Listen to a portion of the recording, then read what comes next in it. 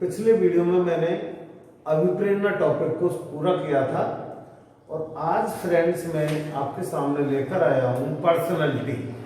कौन सा टॉपिक आज? व्यक्तित्व, पर्सनैलिटी। बड़ा टॉपिक है ना, इंपॉर्टेंट टॉपिक है, रुचिकर टॉपिक है और इस टॉपिक को आपने पहले पढ़ा भी होगा। किंतु दोस्तों, जैसे मैंने कुछ नया पैटर्न, नया एक ट्रेंड लेकर आया हूं मैं मेरे इस ऑनलाइन क्लास में कि हर टॉपिक में एनसीईआरटी के मैटर को जरूर शामिल कर रहा हूं, है ना। तो मैं मानता हूं पर्सनैलिटी को आपने पहले निश्चित रूप से कई बार पढ़ रखा होगा, किंतु आज जिस जगह से मैं पर्सनैलिटी व्यक्तित्व को उठा रहा हूं वो टोटली एनसीईआरटी बेस्ड है। दोस्तों 2018 में क्वेश्चन आया था पर्सनैलिटी में से, क्या आया था कि प्रकार के आधार पर व्यक्तित्व का सर्वप्रथम वर्गीकरण किसने किया? किसके आधार पर? प्रकार के आधार पर। तो जो कि तो एनसीईआरटी में से उठाया हुआ क्वेश्चन था, है ना। उत्तर था उसका, यूनानी एक चिकित्सक थे हिप्पोक्रेट्स उत्तर था। तो ऐसे ही तथ्यों को लेकर मैं आज आया हूं आपके सामने। बाकी क्योंकि लंबा टॉपिक है, कई वीडियोस इसमें आएंगे आपके सामने, लेकिन आज मैं इसके व्यक्तित्व के अर्थ, परिभाषा, अवधारणा, विशेषता और कुछ विशेष शब्द व्यक्तित्व के लेकर आपके सामने आया। यही से ऐसे आजकल क्वेश्चन आते हैं, है ना। जब मैं आपके सामने व्यक्तित्व के विशेष शब्द लाऊंगा इसी वीडियो में, तो आप देखेंगे कि ये क्वेश्चन जो आते हैं एग्जाम में, 2-3 क्वेश्चन बिल्कुल अटपटे लगते हैं, वो अटपटे नहीं है, बस उन तक हम पहुंच नहीं पाते कि वो कंटेंट लिया कहां से, वो क्वेश्चन कहां से उठाया है ना। तो मैं ये कोशिश कर रहा हूं कि कहीं से भी कंटेंट उठाएं, कहीं से वो क्वेश्चन लेकर आए एग्जाम में, हम उससे अछूते नहीं रहे। तो दोस्तों ठीक है, आज हम पर्सनैलिटी के बारे में शुरुआत करते हैं और सबसे पहले हम देखते हैं सीधा सा व्यक्तित्व का अर्थ, है ना। व्यक्तित्व का अर्थ अंग्रेजी में दोस्तों इसको क्या कहते हैं हम? पर्सनैलिटी, है ना, पर्सनैलिटी। और दोस्तों यहीं से हम इसका अर्थ उठाते हैं पर्सनैलिटी से। क्या है? पर्सनैलिटी शब्द अंग्रेजी का शब्द है और इस शब्द की उत्पत्ति हुई है लैटिन भाषा से। कौन सी भाषा से? लैटिन भाषा से। लैटिन भाषा का शब्द है पर्सोना, है ना, पर्सोना, ठीक है। और पर्सोना का अर्थ होता है दोस्तों मुखौटा। मुखौटा किसे कहते हैं? मुखौटा या नकाब, और क्या है इसका? नकाब, है ना। अब मुखौटा या नकाब क्या है? नकली चेहरा, है ना, दिखावटी चेहरा, बनावटी रूप। बनावटी रूप जैसे हमारे राजस्थान में बहरूपिया कला होती है, सुना होगा आपने, पढ़ा होगा, बहरूपिये आते हैं। तो बहरूपिये तो आदमी तो है, हमारी तरह आपकी तरह आदमी है, लेकिन वो अपना मुखौटा बदल लाते हैं, है ना। जब आते बाजार में, कोई हनुमान जी का रूप लेकर आ गया, कोई बंदर का रूप लेकर आ गया, कोई भगवान राम का रूप लेकर आ गया, है ना। तो क्या है वो? ये बनावटी रूप है। इसी बनावटी रूप को हम क्या कहते हैं? पर्सोना, है ना, मुखौटा या नकली चेहरा। नाटकों में, अभिनय में, फिल्मों में ये बनावटी रूप भी तो आते हैं, ठीक है। अमिताभ बच्चन हमारे और आपकी तरह एक मानव है, लेकिन जब फिल्म में आता है तो उसके रोल, उसकी भूमिका अलग अलग होती है। तो क्या है? उसका मुखौटा है, नकली चेहरा है, ठीक है। इस यही से, लेकिन ये पर्सनैलिटी का एक संकुचित अर्थ है। केवल नकली चेहरे से हमारी पर्सनैलिटी का अर्थ क्लियर नहीं होता। ये तो पर्सनैलिटी तो एक बहुत विस्तृत शब्द है, बहुत ही फैला हुआ शब्द है। पर व्यक्तित्व तो नकली चेहरे में केवल हमारा बाहरी रूप आता है ना, दिखावटी रूप आता है, जबकि व्यक्तित्व क्या है ये हमें देखना है। अब इसे याद रखना, व्यक्ति के आंतरिक और बाहरी दोनों गुण मिलकर के क्या बनाते हैं? व्यक्तित्व बनाते हैं, है ना। मैं सुंदर हूं लेकिन ईमानदार नहीं हूं, तो ये मेरी पर्सनैलिटी नहीं। लेकिन मैं ईमानदार हूं और साथ में मानव भी हूं, सुंदर भी हूं, पर्सनैलिटी। बाहरी रूप अच्छा होना आवश्यक नहीं है, आंतरिक रूप हमारा अच्छा होना चाहिए, वो कहलाती है पर्सनैलिटी। और इसी को लेकर के एक बहुत ही इंपॉर्टेंट परिभाषा दी है दोस्तों आलपोर्ट। किसने? आलपोर्ट ने। बस जब भी परिभाषा आती है व्यक्तित्व पर तो इसी को पूछते हैं आलपोर्ट को, क्योंकि आपको मैं बता दूं दोस्तों कि आलपोर्ट से पहले व्यक्तित्व की 49 परिभाषा आ चुकी थी और 50वीं परिभाषा किसने दी थी? आलपोर्ट ने। तो उन 49 परिभाषाओं के निचोड़ को लेकर के आलपोर्ट ने 50वीं परिभाषा बनाई थी व्यक्तित्व की। इसलिए सबसे इंपॉर्टेंट सारगर्भित परिभाषा किसकी? आलपोर्ट की। क्या कहता है आलपोर्ट? देखो परिभाषा पढ़ लेना मेरे नोट्स में। बाकी मैं 2 शब्दों को लेकर आलपोर्ट आया था। कौन कौन सा? व्यक्ति के आंतरिक और बाहरी रूप। अब आंतरिक और बाहरी रूप को हम एक शब्द में क्या कह सकते हैं? मनो शारीरिक। मनो शारीरिक एक शब्द तो याद रखना आलपोर्ट में, है ना? मनो शारीरिक। और एक शब्द दिया था गत्यात्मक, मतलब गतिशील, है ना? और एक शब्द दिया था पर्यावरण के साथ समायोजन।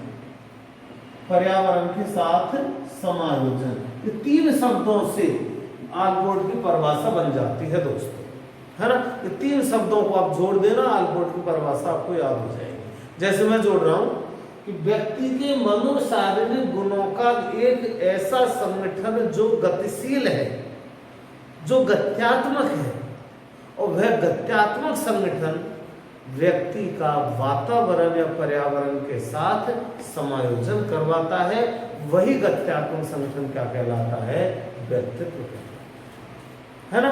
तो क्या लिखा है इसमें? मनोशारीरिक, या इसी को क्या लिख सकते हैं वो एग्जाम में? मनोदैहिक। दैहिक के शारीरिक एक ही बात है। तो परिभाषा हो गई क्लियर आपको? बिल्कुल रटने की जरूरत नहीं है कि व्यक्ति के मनोदैहिक गत्यात्मक संगठन जो व्यक्ति का वातावरण के साथ समायोजन करवाता है, वही क्या है? व्यक्तित्व। ठीक है दोस्तों, यह आलपोर्ट की परिभाषा है ना? एक परिभाषा और छोटी सी देख ले, गिलफोर्ड ने और एक परिभाषा दी है, वो क्या है? व्यक्तित्वशील गुणों का एक समन्वित रूप है। गिलफोर्ड ने क्या कहा है? गिलफोर्ड क्या कहता है? गिलफोर्ड व्यक्तित्व शील गुणों का, ये शील गुण क्या होते हैं ये मैं बताऊंगा आपको व्यक्तित्व के टॉपिक में, आगे अगले वीडियोज में। व्यक्तित्वशील गुणों का समन्वित रूप है। शील गुण क्या है इसके बारे में चर्चा हम बाद में करेंगे व्यक्तित्व टॉपिक में ही। तो जब मैं बताऊंगा व्यक्तित्व के प्रकार, तो व्यक्तित्व के प्रकारों को 2 आधारों पर विभक्त किया जाता है। प्रकारों के आधार पर, टाइप्स के आधार पर, और शील गुणों के आधार पर। तो शील गुण क्या है इसकी चर्चा हम बाद में करेंगे। ठीक है, तो गिलफोर्ड ने क्या कहा है? व्यक्तित्वशील गुणों का समन्वित रूप है। ठीक है दोस्तों, एक परिभाषा और देखें हम आलपोर्ट और गिलफोर्ड के बाद वुडवर्ड। परिभाषा मैंने आपको पीडीएफ नोट्स में काफी लिख दी है, उनको आप देख लेना, याद कर लेना। तो परिभाषा तो रटी जाती है दोस्तों। मैं कोशिश ये करता हूँ कि परिभाषा के कुछ शब्दों को यहाँ अंडरलाइन कर दूं ताकि उनको आप वो शब्द पकड़ लें, उनके आधार पर क्लियर कर लें। जैसे अगर मनोदैहिक स्थिति आ जाए तो किसका हो गया? गिलफोर्ड का। शील गुण आ गया तो किस? मनोदैहिक स्थिति आ गया तो आलपोर्ट। शील गुण आ गया तो गिलफोर्ड। ठीक है, ऐसी एक परिभाषा और दी दोस्तों वुडवर्ड, है ना? किसने? वुडवर्ड ने। क्या कहता है? व्यक्ति का संपूर्ण व्यवहारिक व्यक्तित्व। वुडवर्ड क्या कहता है? व्यक्ति का संपूर्ण व्यवहार। संपूर्ण व्यवहार का मतलब हुआ उसका आंतरिक व्यवहार और बाहरी व्यवहार, है ना? व्यक्ति का संपूर्ण व्यवहार ही व्यक्तित्व है। कौन कहता है? वुडवर्ड कहता है। तो इस तरह से आप याद रखना कि व्यक्तित्व केवल बाहरी रूप नहीं, आंतरिक और बाहरी रूप का समन्वित रूप ही, या आंतरिक और बाहरी गुणों का समन्वित रूप ही क्या है, व्यक्तित्व। और इस आंतरिक और बाहरी गुणों को एक ही शब्द में, वन वर्ड काम लिया है किसने, आलपोर्ट ने। क्या शब्द है वो, मनोदैहिक, मनोशारीरिक, ठीक है, साइको फिजिकल, मनोशारीरिक। क्लियर हो गया दोस्तों, ये थी व्यक्तित्व में कुछ अर्थ, है ना। अब देखते हैं व्यक्तित्व की विशेषता। दो विशेषताएं इसमें बहुत अच्छी है दोस्तों, दोनों को याद रखना। विशेषताएं 4-5 हैं, दो खास याद रखना। एक तो ये कि व्यक्तित्व की विशेषता, ठीक है, ये विशेषता पूछते हैं वो लोग, क्वेश्चन भी पूछते हैं इसमें से, व्यक्तित्व की विशेषता, ठीक है, क्या है। एक तो याद रखना कि व्यक्तित्व वंशानुगत एवं वातावरणीय घटक है ना। मतलब व्यक्ति के व्यक्तित्व का निर्माण वंशानुगत और वातावरणीय दोनों तत्वों से होता है, ठीक है। व्यक्ति अच्छा बनेगा, बुरा बनेगा, ये डिपेंड करता है उसकी वंश पर भी और मिलने वाले उसको वातावरण, ठीक है। दूसरी विशेषता इसकी याद रखना, व्यक्तित्व अर्जित मतलब जो वातावरण से हम प्राप्त करते हैं, अर्जित एवं प्राप्त अनुभवों का, व्यक्तित्व अर्जित एवं प्राप्त अनुभवों का योग है। मतलब वातावरण से हम जो चीजें प्राप्त करते हैं, जो चीजें सीखते हैं, उन्हीं का योग क्या है, या उन्हीं का समन्वित रूप क्या है, व्यक्तित्व है, ठीक है दोस्तों। और तीसरी परिभाषा इसकी देखते हैं, क्या, वेरी वेरी इंपॉर्टेंट, मैंने कहा था कि दो विशेषताएं इसकी बहुत ही इंपॉर्टेंट है। वो क्या है कि देखें, एक तरफ तो नंबर तीसरी विशेषता व्यक्तित्व की, इंपॉर्टेंट कर लेना है ना, व्यक्तित्व की कुछ प्रमुख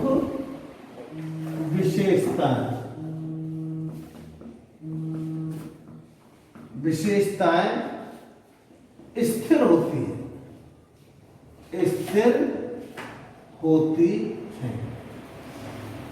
है ना।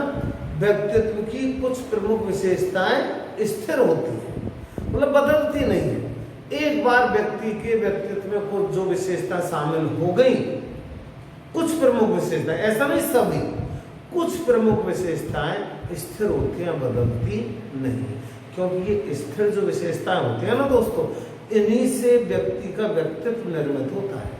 जैसे हम कह देते हैं, जैसे एक व्यक्ति ने अपने आप को ये बता रखा है, हमारे सामने अपने आप को ये प्रकट कर रखा है कि मैं तो बहुत ईमानदार हूं, ठीक है। और वो केवल कहता नहीं कि मैं ईमानदार हूं, वो अपने आप को अभिव्यक्ति भी करता है कि मैं ईमानदार हूं।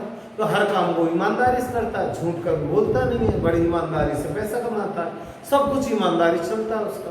तो उसका हो जाएगा ना, समाज में एक पहचान बन जाएगी, एक आइडेंटिटी बन जाएगी उसके लिए कि वो ईमानदार है। जब भी उसका नाम हमारे सामने आएगा तो हमारे अंदर से एक ही बात निकलेगी, अरे वह बच्चा बहुत ईमानदार है, वह वाला तो बहुत मेहनती है ना, कठोर परिश्रम करता है। तो उसके व्यक्तित्व निर्मित हुआ। तो ये स्थायी गुण है, व्यक्तित्व की कुछ विशेषताएं स्थायी होती है। लेकिन अगली विशेषता क्या है, जैसे आपने अभी अभी आलपोर्ट की परिभाषा में देखा कि व्यक्तित्व गत्यात्मक संगठन या गतिशील संगठन। गतिशील, गत्यात्मक मतलब क्या कहता है ये अगली विशेषता, कि व्यक्तित्व की कुछ विशेषताएं ऐसी होती हैं जो समय, परिस्थिति और वातावरण के अनुसार बदलती रहती है। क्यों बदलती रहती हैं?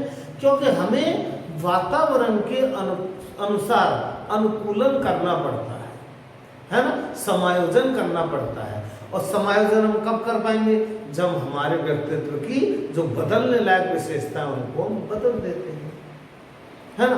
तो कुछ विशेषताएं स्थिर होती हैं, स्थायी होती हैं, और कुछ विशेषताएं इसकी गतिशील होती हैं या परिवर्तनशील होती है, या यूँ कह दें कि कुछ विशेषताएं वातावरण के साथ अनुकूलनशील होती हैं। तो दोस्तों याद रखना है 4 विशेषता, ठीक है। एक तो वंशानुक्रम वातावरण का प्रभाव पड़ता है, अर्जित और अनुभवों का प्रभाव पड़ता है। तीसरा, कुछ विशेषता प्रमुख विशेषताएं इसकी स्थिर होती हैं, बदलती नहीं है, और कुछ विशेषताएं ऐसी हैं जो समय और परिस्थिति के अनुसार गतिशील रहती हैं, अनुकूलनशील रहती हैं, बदलती रहती हैं।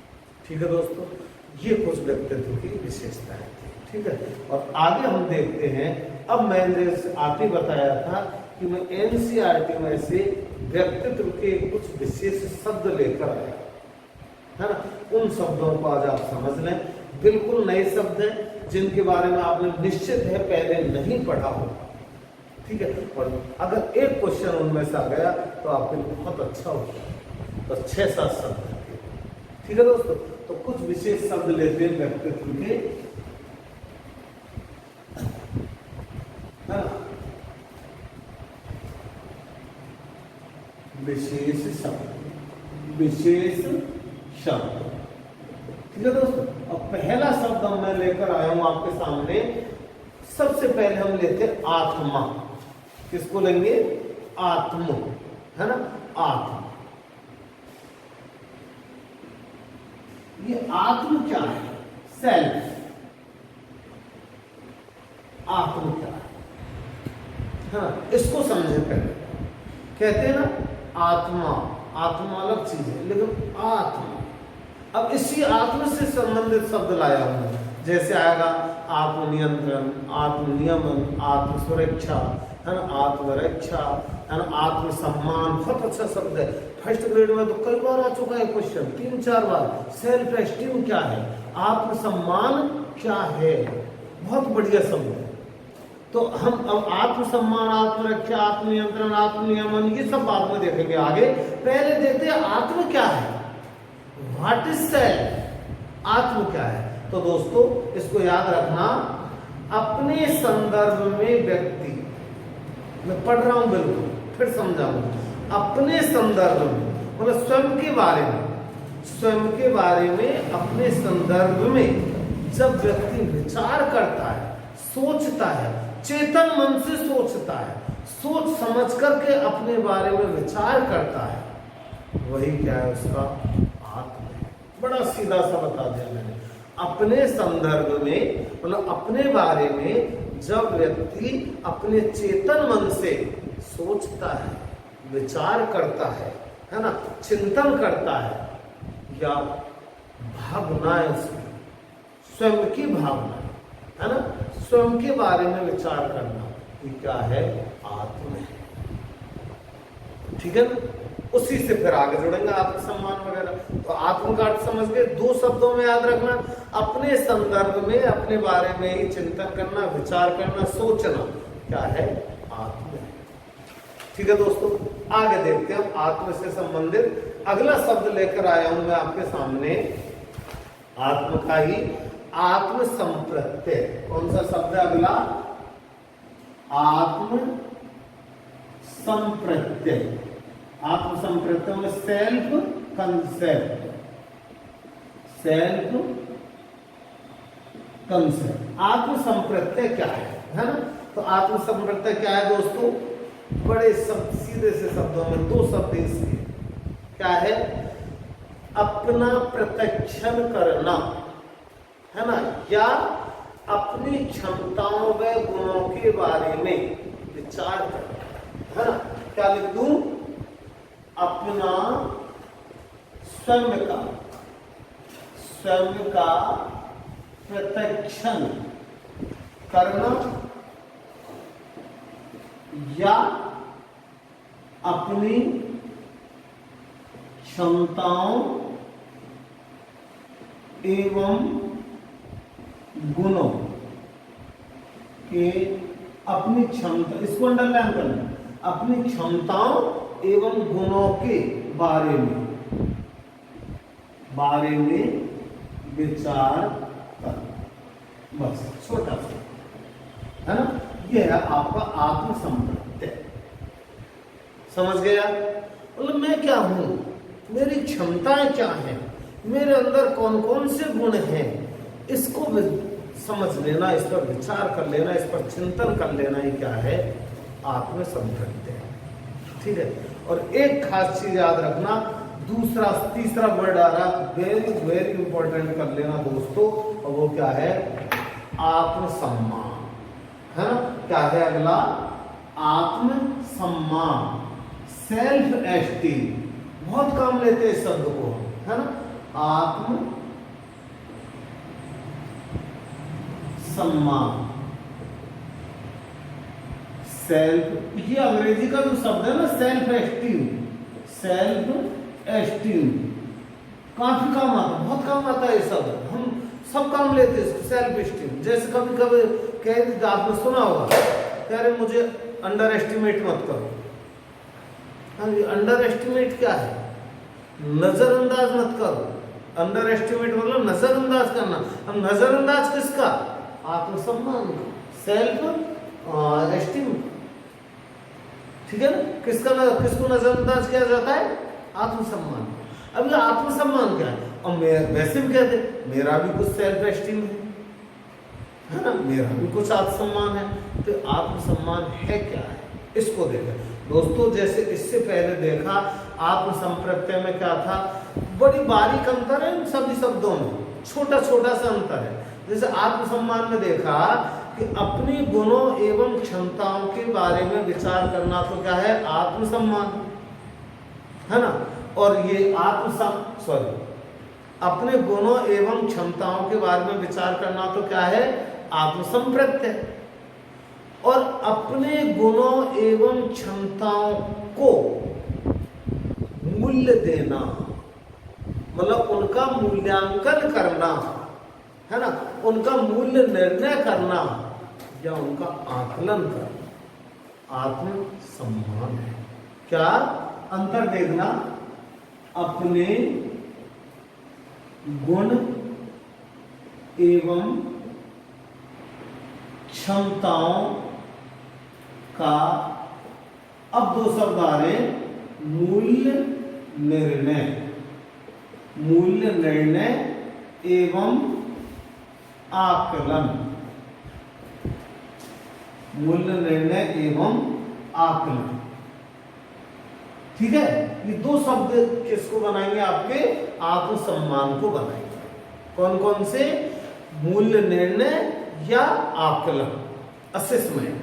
किसका असेसमेंट, किसका आकलन, अपने गुण एवं क्षमताओं का आकलन करना ही क्या है, आत्मसंप्रत्यय। जैसे अब एक उदाहरण लें, अब एक इंपॉर्टेंट चीज बताऊंगा इसी आत्मसंप्रत्यय में, बहुत इंपॉर्टेंट चीज आएगी। पहले मैं एक उदाहरण दूं कि मुझे पता है कि मैं क्रिकेट बहुत अच्छी तरह से खेल सकता हूं। देखो, मैंने कहा कि मैं क्रिकेट खेल सकता हूं, इसका मतलब तो क्या हुआ, आत्मसंप्रत्यय। क्यों, क्योंकि मैं क्रिकेट खेल सकता हूं।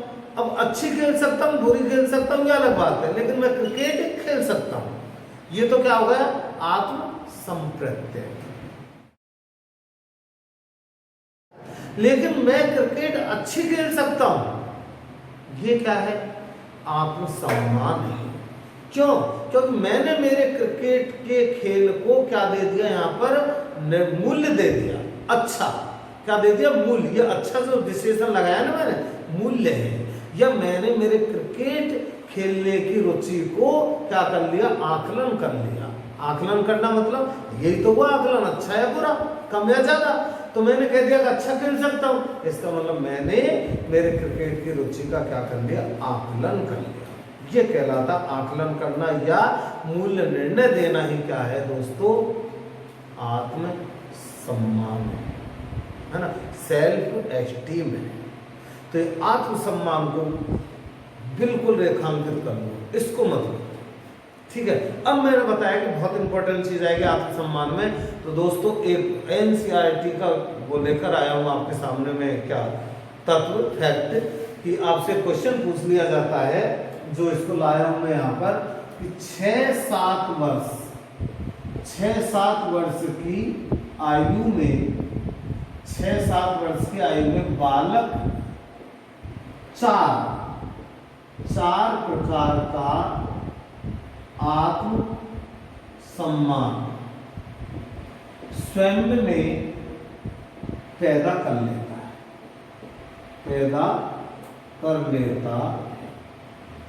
कितने प्रकार का? 4 प्रकार का, है ना। और कितने वर्ष की आयु में? 6-7 वर्ष की आयु में।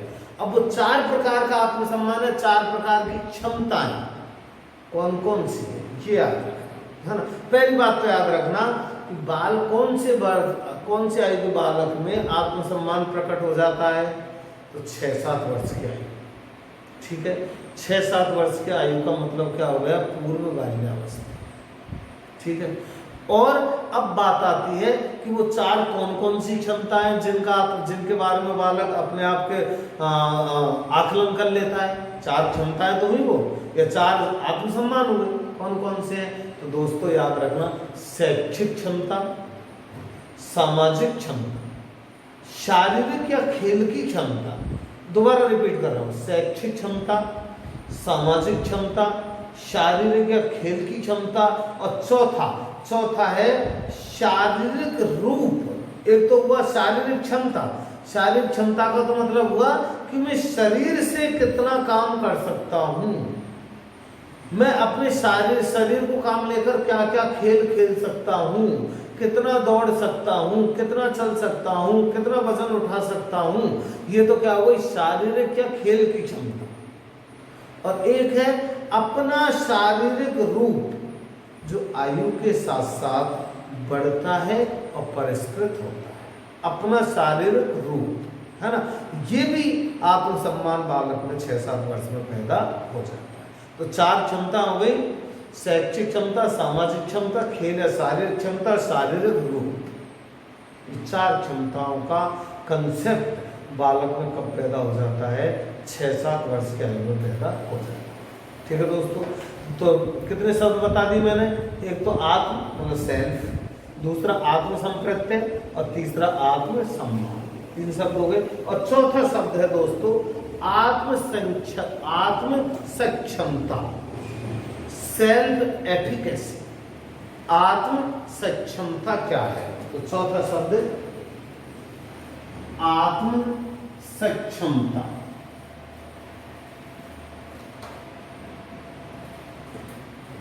आत्म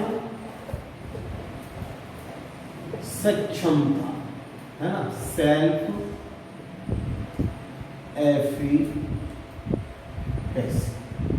है ना। आत्म सक्षमता क्या है? ठीक है ना। तो दोस्तों सबसे पहले तो याद रखना कि आत्म संक्षिप्तता का जो संप्रत्यय है, ये जो शब्द है, ये बांडुरा के सिद्धांत से लिया गया। मतलब किसके सिद्धांत पर आधारित आत्म सक्षमता? बांडुरा का सिद्धांत है दोस्तों। वैसे मैंने ऑफलाइन क्लास में पढ़ा रखा था, लेकिन और मैं बता रहा हूँ, आएगा जब मैं आपको अधिगम पढ़ाऊंगा, विकास पढ़ाऊंगा, तभी आएंगे। बांडुरा के सिद्धांत का नाम है सामाजिक अधिगम का सिद्धांत, जिसको अपन उदाहरण सिद्धांत कहते हैं, मॉडलिंग थ्योरी कहते हैं, आदर्श का या प्रेक्षण सिद्धांत कहते हैं, है ना। प्रेक्षण बहुत अच्छा शब्द है। प्रेक्षण सिद्धांत किसने दिया? बांडुरा ने दिया।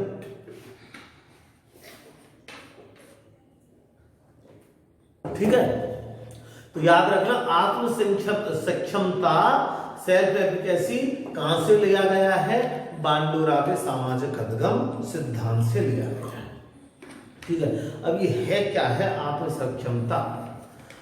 तो दोस्तों याद रखना इसका अपने जीवन के परिणामों को स्वयं नियंत्रित करने की क्षमता विकसित करना। क्या? अपने जीवन के परिणामों को स्वयं नियंत्रित करने की क्षमता विकसित करना आत्म सक्षमता है। समझे आप क्या है? लिख दो चलो, अपने जीवन के परिणामों को स्वयं नियंत्रित करने की क्षमता, स्वयं नियंत्रित करने की क्षमता। ये तो आपका किताबी भाषा होता है। अब सीधे शब्दों में समझना कि आपने एक बालक को ऐसा या एक व्यक्ति को ऐसा सुना होगा, अरे मैं क्या करूं, ये तो भाग्य की बात है। तो उसने अपना जीवन किस पर डिपेंड कर दिया? भाग्य पर, नियति पर, है ना, अन्य परिस्थितियों पर, मतलब खुद ने कुछ नहीं किया। और जब असफलता मिली तो किस पर थोप दिया? भाग्य या नियति पर या अन्य सामाजिक परिस्थितियों पर। लेकिन वो आत्मसक्षमता नहीं है।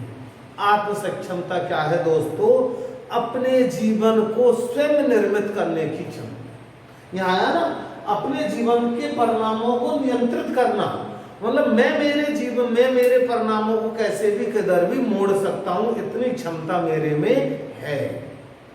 भाग्य पर निर्भर नहीं हूं, नियति पर निर्भर नहीं हूं, मैं अपना जीवन खुद निर्मित करना चाहता हूं, कर सकता हूं। ये कहलाता है आत्मसक्षमता। तो अपने जीवन को नियंत्रित करना, जीवन के परिणामों को नियंत्रित करना ही क्या है? आत्मसक्षमता। ठीक है दोस्तों, ये छोटा सा याद रखना। और बांडूरा एक बात और कहता है कि यदि हम बालक की शैशवावस्था से ही माँ बाप, समाज, माता पिता, भाई बहन, शिक्षक उस बालक को एक सकारात्मक मॉडल प्रस्तुत करें। सकारात्मक मॉडल मतलब एक आदर्श के रूप में सामने उसके आए उस बालक के, तो उस बालक में शैशवावस्था में आत्मसक्षमता विकसित हो जाए। तो बांडूरा क्या कहता है?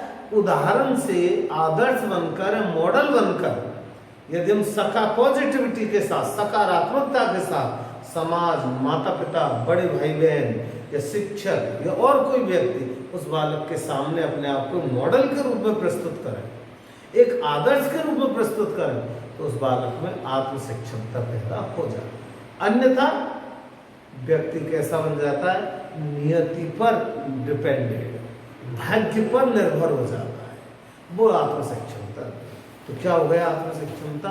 अपने जीवन को नियंत्रित करना या अपने जीवन के परिणामों को अपने अनुसार नियंत्रित करना, क्या है? आत्मसक्षमता। ठीक है दोस्तों, ये आपका आत्मसक्षमता हो गया। और एक शब्द और है दोस्तों, आत्मनियमन। क्या है? सेल्फ रेगुलेशन, आत्मनियमन, है ना, आत्म नियमन। ये भी एनसीईआरटी का ही शब्द है, आत्मनियमन, सेल्फ रेगुलेशन। आत्मनियमन या सेल्फ रेगुलेशन, ये क्या है आत्मनियमन? नियमन मतलब क्या होता है? पर्यवेक्षण करना, सुपरविजन करना, बस ये शब्द याद रखें, सुपरवाइज करना, है ना, नियमन करना, मतलब अपने व्यवहार का पर्यवेक्षण करना ही आत्मनियमन है। अपने आत्मनियमन क्या है? देखो, दो शब्दों को दोबारा समझो क्योंकि भूल जाओगे निश्चित रूप से। इससे पहले आया था आत्मसक्षमता। तो अब आत्मसक्षमता तो क्या है? अपने व्यवहार को नियंत्रित करना। और आत्मनियमन क्या है? अपने व्यवहार की देखभाल करना, अपने व्यवहार का सुपरविजन करना या अपने व्यवहार का पर्यवेक्षण करना ही क्या है? आत्मनियमन है। व्यवहार का पर्यवेक्षण क्या है? अब इसे मतलब मॉनिटरिंग कहते हैं ना, मॉनिटरिंग करना। तो मॉनिटरिंग करना क्या है? आत्मनियमन है। ठीक है दोस्तों, और एक बात और याद रखना, अब कोई पूछ लेगा फिर ये व्यवहार का पर्यवेक्षण क्या है? तो व्यवहार का पर्यवेक्षण हुआ दोस्तों, मांग के अनुसार, परिस्थिति के अनुसार, वातावरण के अनुसार या फिर सामने वाले के अनुसार अपने व्यवहार को अनुकूलन कर लेना, अपने व्यवहार को परिमार्जित कर लेना, अपने व्यवहार का परिशोधन कर लेना, ये क्या है? पर्यवेक्षण करना है। ठीक है, ये आपका क्या है? आत्मनियमन है। और लास्ट शब्द है दोस्तों, जैसे इससे पहले आया था ना आपका आत्मसक्षमता, है ना। आत्मसक्षमता में क्या था, अपने व्यवहार, अपने परिणामों को या जीवन को नियंत्रित करना। उसी से जुड़ा हुआ अगला शब्द है आत्मनियंत्रण, सेल्फ कंट्रोल। लास्ट शब्द है आपका आत्म नियंत्रण। तो और लास्ट विशेष शब्द क्या है दोस्तों, आत्मनियंत्रण, सेल्फ कंट्रोल। ये तो सीधा सा शब्द है, अपने आप पर, अपनी भावनाओं पर, अपनी प्रवृत्तियों पर, अपनी इच्छाओं पर कंट्रोल करना, नियंत्रण करना। क्या है आप जैसे कहते हैं ना इंद्रिय जीत, मतलब जिसने इंद्रियों को जीत लिया, ठीक है। महावीर स्वामी इंद्रिय जीत थे, मतलब उन्होंने अपनी इंद्रियों पर विजय प्राप्त कर ली। तो यही आत्मनियंत्रण है ना। अपनी विचारों पर, अपनी भावनाओं पर या फिर अपनी प्रवृत्तियों पर कंट्रोल कर लेना, नियंत्रण कर लेना ही आत्मनियंत्रण।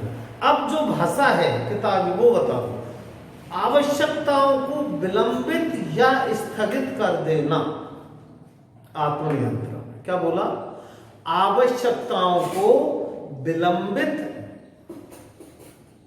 आवश्यकताओं को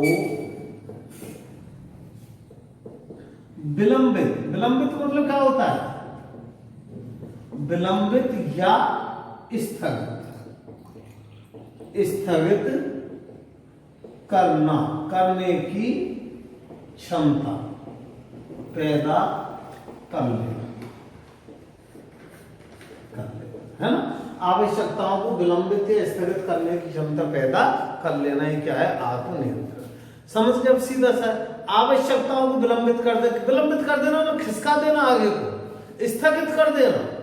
जैसे पकौड़ी खाने की इच्छा हो रही है, बरसाती सीजन है, ठंडा सीजन, ठंडा मौसम है, पकौड़ी खा लीजिए, हो गई इच्छा, लेकिन उसे स्थगित कर दिया।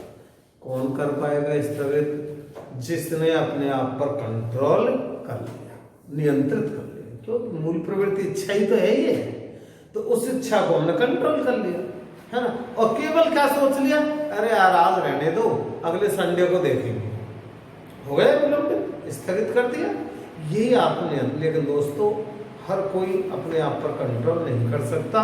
ये एक क्षमता है जो पैदा करनी होती है हमारे अंदर। एक उदाहरण आया बहुत अच्छा, याद रखना, है ना।